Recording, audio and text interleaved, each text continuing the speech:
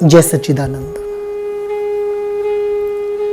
आज आपको अपने लौकिक परिवार की एक बात बताता हूं जिसमें श्री सद्गुरुदेव जी भगवान की कितनी प्यारी लीला का वर्णन है। कि बहुत पुरानी बात है, तकरीबन 2008 की, कि मेरी जो लौकिक बहन है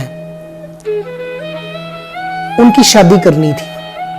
तो उसके लिए हम पूरा परिवार चाहते थे कि जो लड़का मिले वो गुरुमुख हो, कोई गुरुमुख परिवार का लड़का हमें मिल जाए।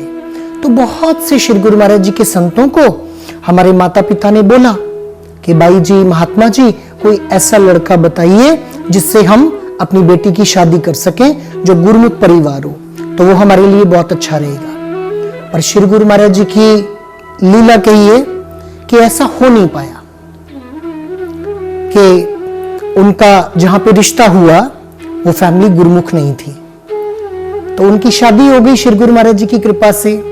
शादी के बाद में हमने उनकी फैमिली से कांटेक्ट किया, भाई ऐसे ऐसे श्री नंगली साहिब में हमारे श्री गुरु महाराज जी विराजमान है, तो हम चाहते हैं कि एक बार हमारी बेटी जो है, अब उसकी शादी हो चुकी है, तो वो एक बार श्री गुरु महाराज जी के पास में अपने हस्बैंड के साथ में जाके माथा टेक ले।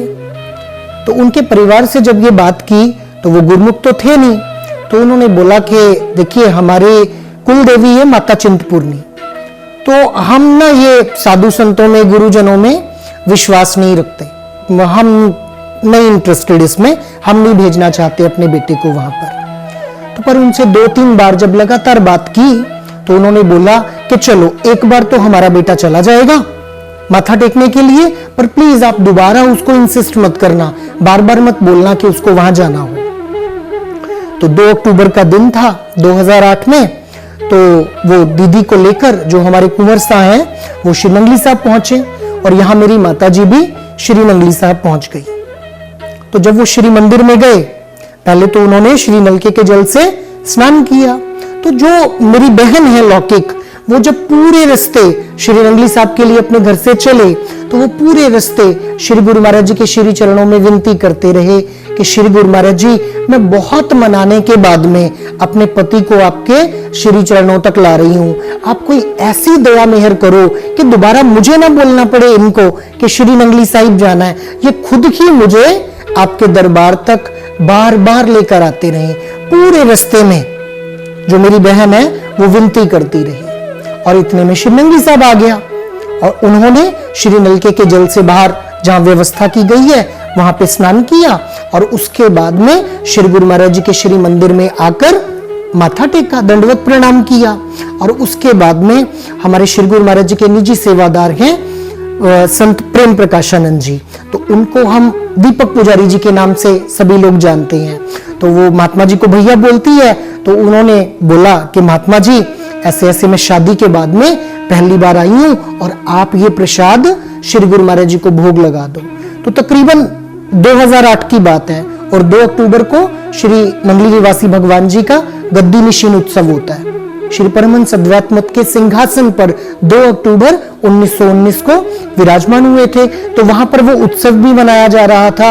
उसने महात्मा जी को वो प्रसाद का डिब्बा दिया, और वो अपने पति देव के साथ में श्री गुरु महाराज जी के समक्ष खड़े होकर हाथ जोड़ के विनती करने लगी कि हे भगवान जी, कुछ ऐसा चमत्कार करो, कुछ ऐसी लीला करो कि मैं बार बार अपने पति देव के साथ आकर आपके दर्शन कर सकूं।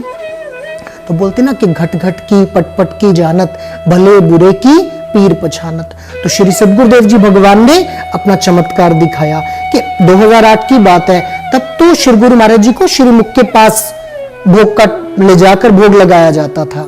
तो जैसे ही महात्मा जी वो बर्फी का डिब्बा लेकर खड़े होकर श्री गुरु महाराज जी के श्रीमुख के आगे बर्फी का पीस रखते हैं, तो जो मेरी सिस्टर के पति देव हैं, उन्होंने क्या देखा कि श्रीमुख खुल गया, श्री भगवान जी का मुख खुल गया, और वो जो प्रसाद का टुकड़ा है, बर्फी का टुकड़ा है, वो श्रीमुख के अंदर जा रहा है। तो उनको लगा कि शायद मेरी गलतफहमी है।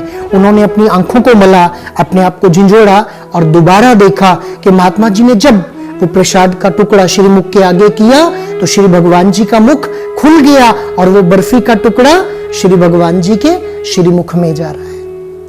और जब तीसरी बार महात्मा जी ने वो बर्फी का टुकड़ा आगे किया तो उन्होंने क्या देखा कि श्रीमुख खुला और श्री गुरु महाराज जी की जीवा पे माता चिंतपूर्णी विराजमान है। ये देखकर उनके रोंगटे खड़े हो गए। उन्होंने तत्क्षण सिमरन को बोला, मेरी बहन को, कि ये तो बहुत चमत्कारी है भाई, ये तो स्थान ही बहुत अद्भुत है, भगवान तो साक्षात विराजमान है कि मैंने इनकी जीवा पर माता चिंतपूर्णी को विराजमान देखा है। कि गाते भी तो है ना कि दर्शन मेरे सतगुरांदा भागा वाले कर दे और इंदर जय महाराजे मेरे गुरांदा पानी पर दे। कि हम श्री जीवन चरित्र में बहुत सारी श्रीलीलाओं को सुनते हैं, पढ़ते हैं कि भगवान ने कैसे कैसे अपने भक्तों के मन की इच्छा को पूर्ण किया, कैसे कैसे अपने भक्तों के कष्ट का निवारण किया।